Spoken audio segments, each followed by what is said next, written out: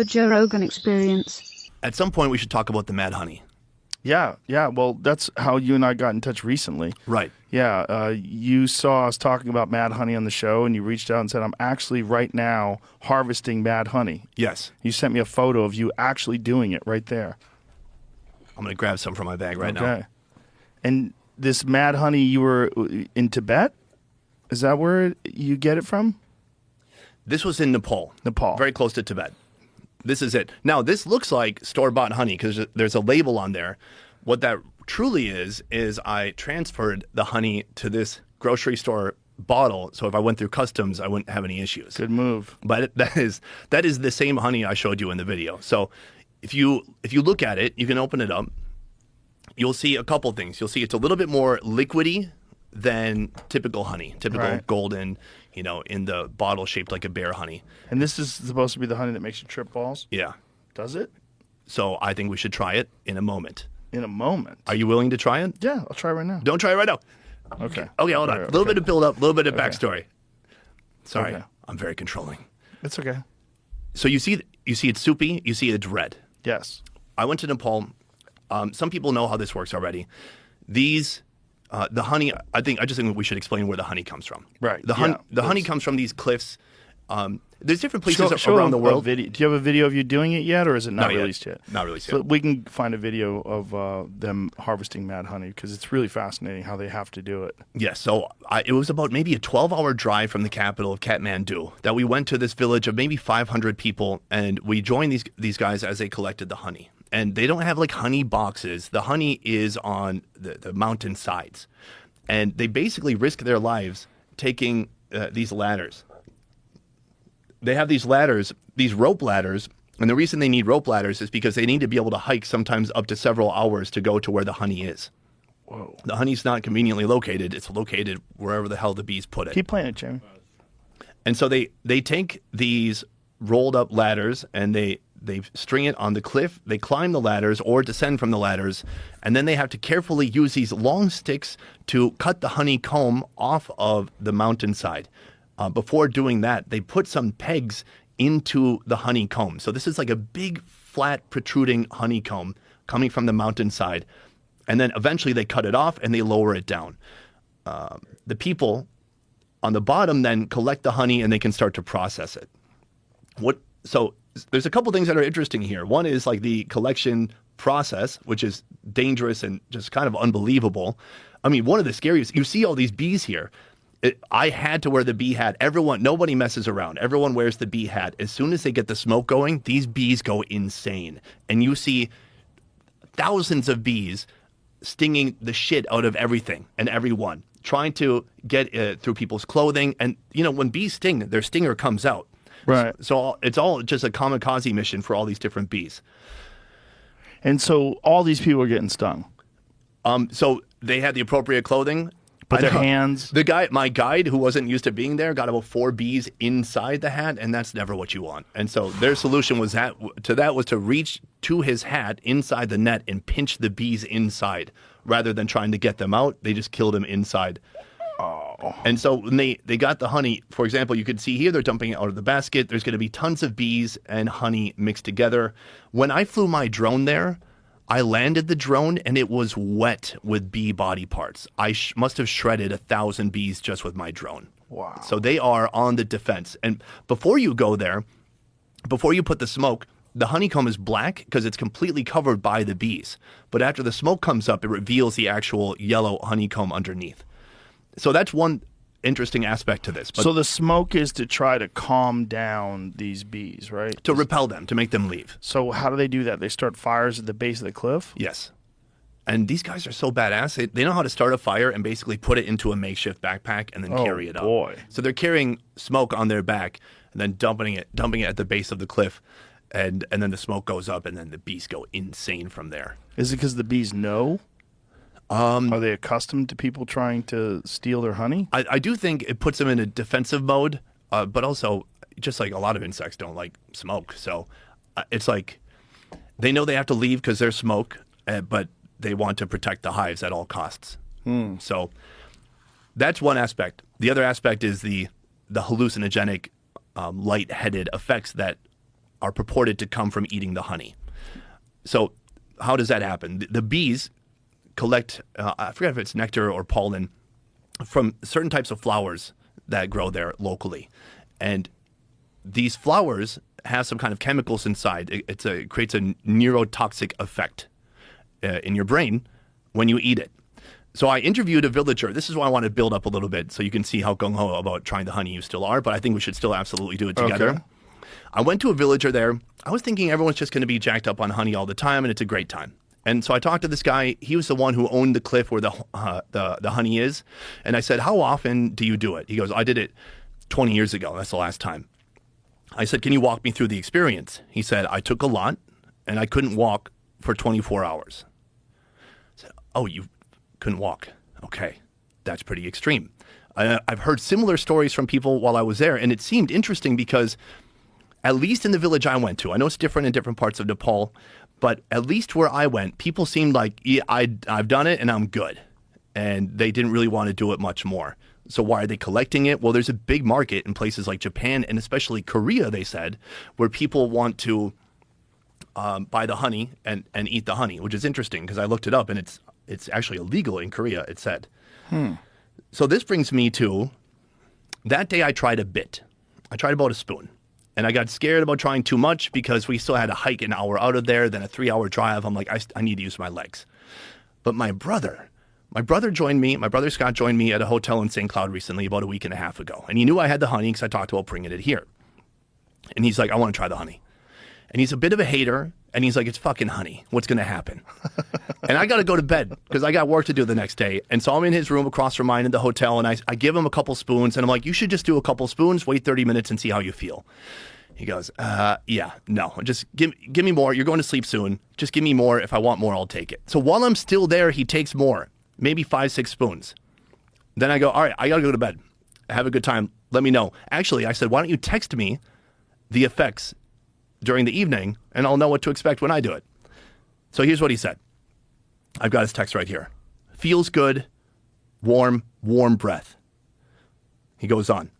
Totally legit. All right, hater vibes, gone. My body's on fire in a very positive way.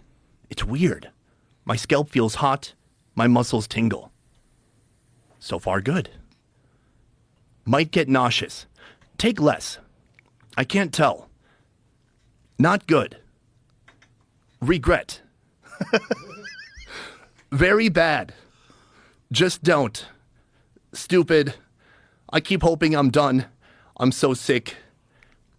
At 5:40 a.m., I should maybe eat a banana. So, that's my brother. So how much in total did he take? 6 spoons.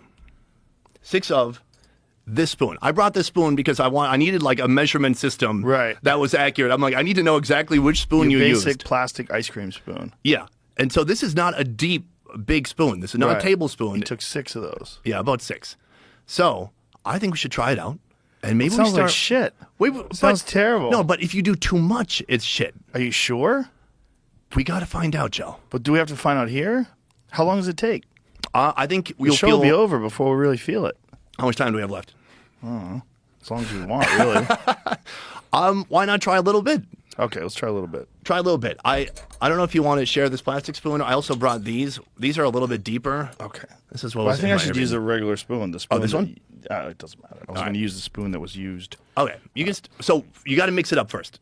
Okay. Mix it up real good. I mixed it up before coming here, but it separates. I'm not sure what's separating in there. It's very liquidy. It's very different than honey, like regular honey. I'm just going to have a little bit. Smell like honey? Yeah. It tastes like honey, too. Do a whole spoon. No. I'm going to do a half spoon. Okay. You got plans tonight? Yeah, I got a show I got to do. I can't have fake legs. My legs aren't moving. Fake legs. Wow, it feels weird. Yeah, so don't drink any water. I'll take a little bit, too. It definitely feels different than regular honey. I think I took too much. Yeah? Let's find out. So... You want to put the lid on it? Sure. I'll leave this one here for you. Thank you. You can try it on your own time. Uh-oh. The first thing I experienced... You don't want to leave me alone to try things on my own time. I've gone down dark roads. Do you feel anything? Because right away I feel it in the back of my throat. Yeah, I feel it in the back of my throat. Itchy. like I want to cough, I want to clear my throat. Yeah, it's almost got like a. It's not hot like hot peppers, but it's got like that feeling like you're reacting to it, almost like a hot pepper a little bit. Like a whoo. Yeah. Yeah, like I want to cough when I have it. Sorry. So I'm told, at least by this guy in the mountain in Nepal, don't drink any water. He's Why? like, you're just going to want to drink more and more water. And look, I don't know if this is like a redneck, like mountain bro speak, bro Right. science. But he said, if you, sorry. Yeah, I'm feeling it. At least here in my throat, I'm feeling it. How did your brother feel after it was all over? So this guy said, if you drink water, you're just going to want to keep drinking more and more water, and you'll never stop drinking water, and it'll make you more sick. Okay. I don't know. So my brother felt hungover the next day. He felt stiff. He said that, so what happens is it can lower your blood pressure. And I think that's what makes it difficult to move and to walk. So your next question might be, why the fuck do people want to take this? Right. I don't know. I couldn't figure it out. And so I think maybe in the right dose, like too much of anything is bad. A little bit of cough syrup, Right. great. The whole bottle, I did that one time. Huge mistake. Yeah. You know when you watch the news and they're like, hey, kids are doing this and they shouldn't be. And you're Right. like, fuck, you Why can are get they high doing from it? cough syrup? Right. I was like, I'm going to do that. And I did it, and it was like the worst 24 hours of my life. I think a little bit of honey in your tea at night might calm you down. It might be soothing. I'm not sure. But to me, it's unclear why people are into it. Folks in Korea seem to like it a lot. At least that's what I learned in Nepal. So what's the recommended dose? Yeah, that's the tricky part. There's not one? There's not one, and then there's no way of figuring out like how potent. You know, it's not like when you buy marijuana edibles, you can figure out how many milligrams are. Can you really? Well, at least it's a rough estimate, right? Here it says Mad Honey has been commonly used as an aphrodisiac, Nice. sexual stimulant, in alternative therapy for gastrointestinal disorders, peptic ulcer disease, dyspepsia, and gastritis, and for hypertension for a long time. See what the recommended dose of Mad Honey is. So they're selling a bunch of Mad Honey online, but is that real or is a lot of it phony baloney? It's hard to say, and you know, that's the trouble I had even when I was there. And luckily, I had a fixer, a local producer who I could really trust, and he said it's a real deal, and I trusted him. As soon as I tried it, I felt something like, you know, I felt it in my throat. Did you feel your face get a little bit warm or flush? No.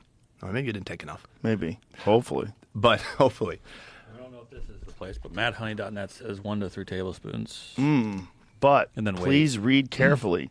Each of us is unique. Our body chemistry, genetics, tolerance, lifestyle, and environment makes us all very different for every person. Finding the appropriate Mad Honey amount is a personal, individual process, and as such, there is no one-size-fits-all dose.